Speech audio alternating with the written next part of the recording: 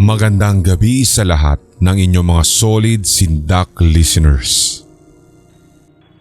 Ang kwentong inyong matutunghayan ay base sa totoong pangyayari at karanasan na hinding-hindi malilimutan. Kwento ito ng kaibigan ng papa ko na itago na lamang natin sa pangalang Kuya Danny. At nangyari daw po ito noon pang 1992 sa lungsod ng Amlan sa Negros Oriental. Noong panahong iyon ay nagtatrabaho pa daw po si Kuya Danny bilang isang hornero sa isang panaderya sa nabanggit nating lugar. Siya yung tigaluto ng mga tinapay. Ang kanilang bahay naman ay nasa kabilang dulo ng barangay at isa itong maliit na sityo sa nabanggit na lugar. Pero bago ka pa nga daw makarating doon sa kanilang bahay, kailangan mo pang tumawid sa isang national highway na papunta ng Dumaguete City, habang sa kabilang banda naman ay patungo daw ng Bacolod. Napakapayak lamang ang pamumuhay ng mga nakatira sa sitio na yun, na kung saan din nakatira ang mga kamag-anak ni Kuya Danny. Pero ang nakakagimbal dito, itong mahabang daan o yung national highway na binabanggit ko, Sir Red, noon pa man ay hitik na sa mga kwento tungkol sa mga maligno.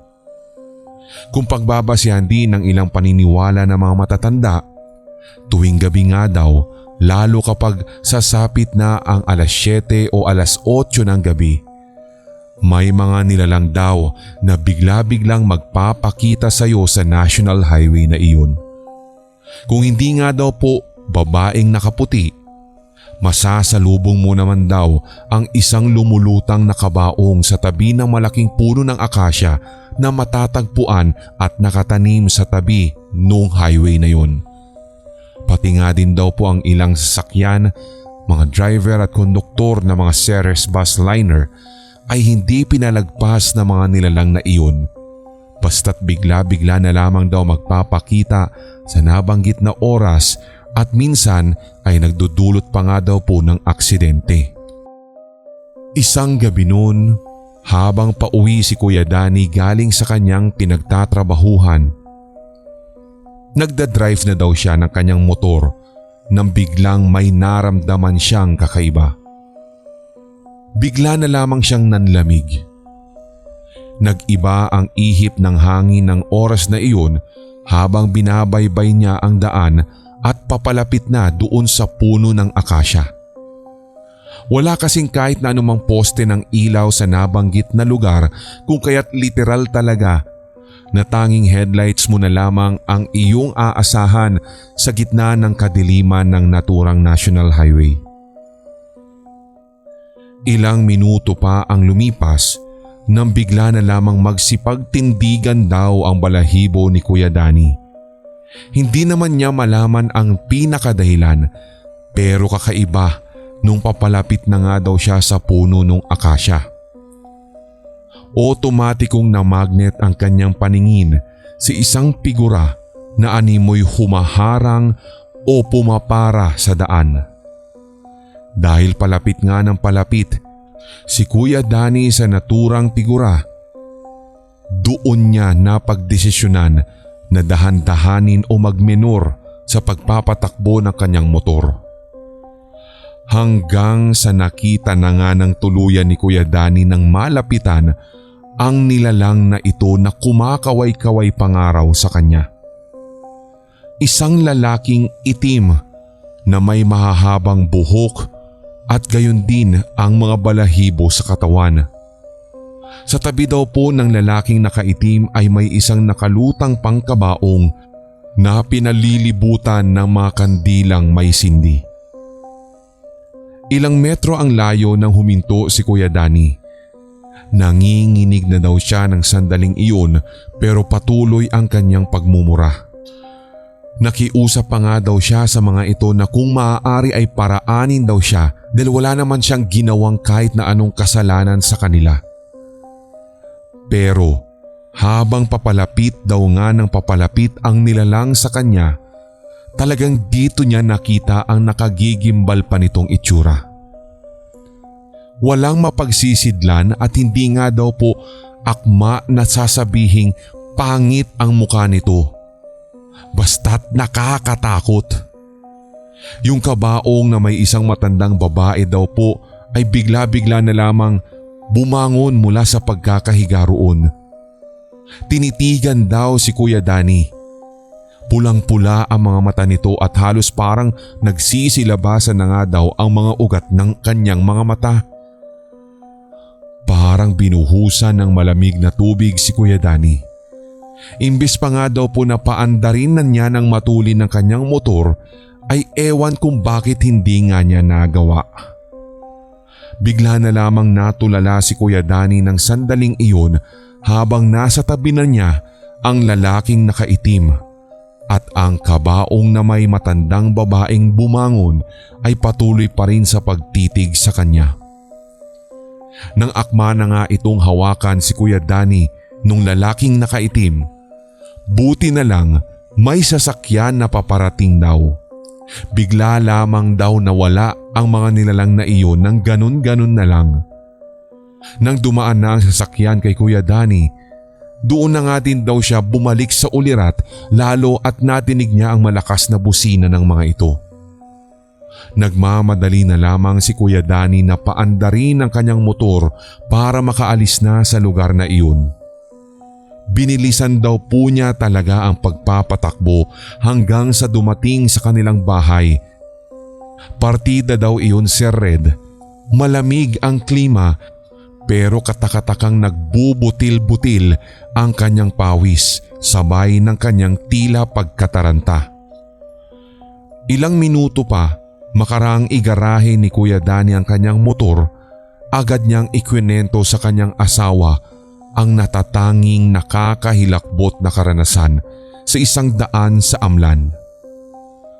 Mula nga daw noon at actually magpasa hanggang ngayon, hindi pa rin ito malimot-limot ni Kuya Danny. Hindi nga niya alam kung namulto or naengkanto siya sa lugar na iyon.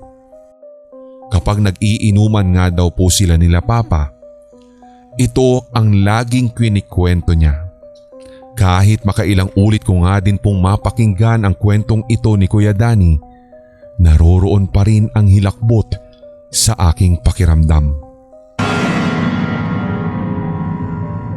Sindak! Tawagin niyo na lamang po ko sa pangalang Andrea. One time po kasi nung ako ay bata pa lamang, papunta ako sa lola ko at naglalakad po ako noon. Nang mga panahong iyon ay talagang parang nasa gitna ka lamang ng kagubatan sa sobrang dilim ng iyong lalakaran. Naniniwala naman na din po ako sa mga sabi-sabi ng mga matatanda na huwag ka nga daw po maglalakad ng mag-isa lalo na kapag 10 oras ng gabi para hindi ka daw manuno, maengkanto o kaya naman ay aswangin. Although merong part sa isipan ko na skeptical pa po ako at dumating pa nga sa punto na parang to see is to believe ang paniniwala ko. Kung kaya't umuwi pa din ako kahit sabi ng nanay ng boyfriend ko na wag na daw akong maglalakad ng mag-isa or uuwi sa amin. Kaya mas mainam ay doon na lamang daw muna ako makitulog. Pinilit ko po doon sa nanay ng BF ko na uuwi na lang talaga ako kasi tiyak ay mag-aalala ang lola ko.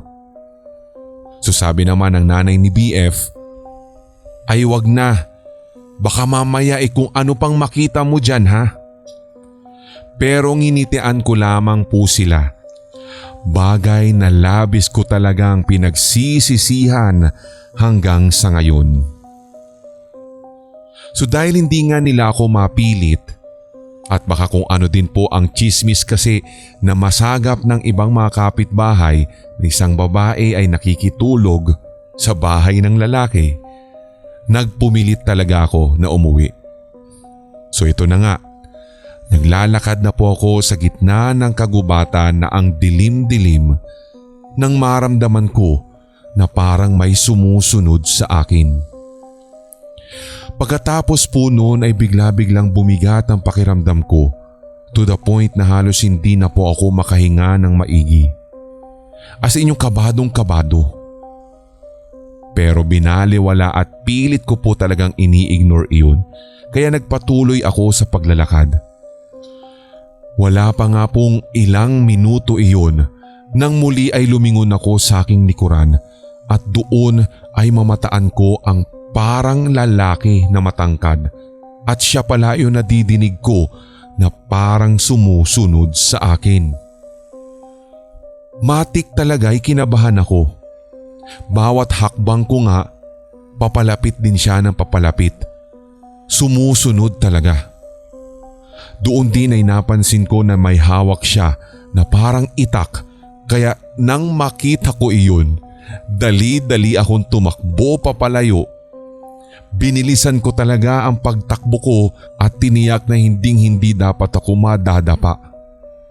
Hanggang sa muli ay nilingon ko yung nilalang na iyon pero sa gitna ng kadiliman, dalawang kulay pulang animoy bola ang nakikita ko na. Malamang ito ay ang kanyang mga mata na nagpapahiwatig kung gaano siya kagalit sapagkat hindi niya ako nabiktima. Sindak! It's me again, Divine Grace. Ibabahagi ko lamang po ang kwento namin dito sa gawin ng Arayat, particularly sa matandang bahay ni Lola sa side ni Mama. Kada umaalis po kami, hindi na kami tinatantanan ng mga kwento mula sa mga kapitbahay na kung saan pinaninindigan nila na marami daw po mga eerie creatures silang nakikita sa loob ng aming bahay. Una na nga dito yung anino daw ng isang bata. Meron pa nga daw po yung mga asong puti at itim na nanggagaling mismo doon sa bahay.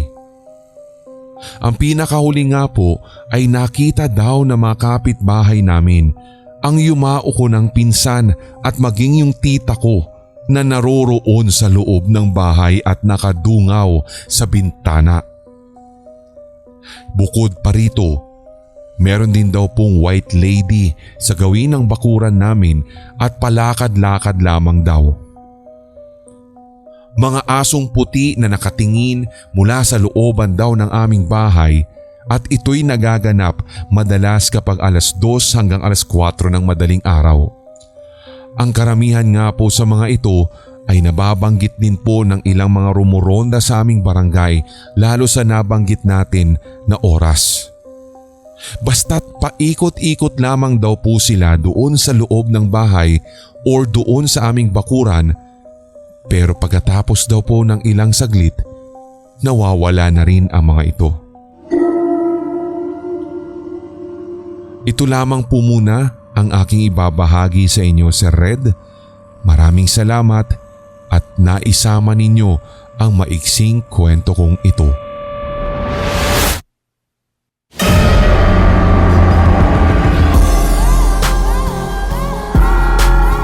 At inyong napakinggan ang tampok na one-shot Tagalog horror story. I-like, mag-comment at i-share ang episode na ito sa inyong social media, mga certified kasindak. Huwag pahuhuli sa mga bagong kwentong katatakutan dito sa ating channel, kaya pindutin na ang subscribe button at ang notification bell. Hanggang sa susunod na kwentuhan dito sa Sindak Short Stories.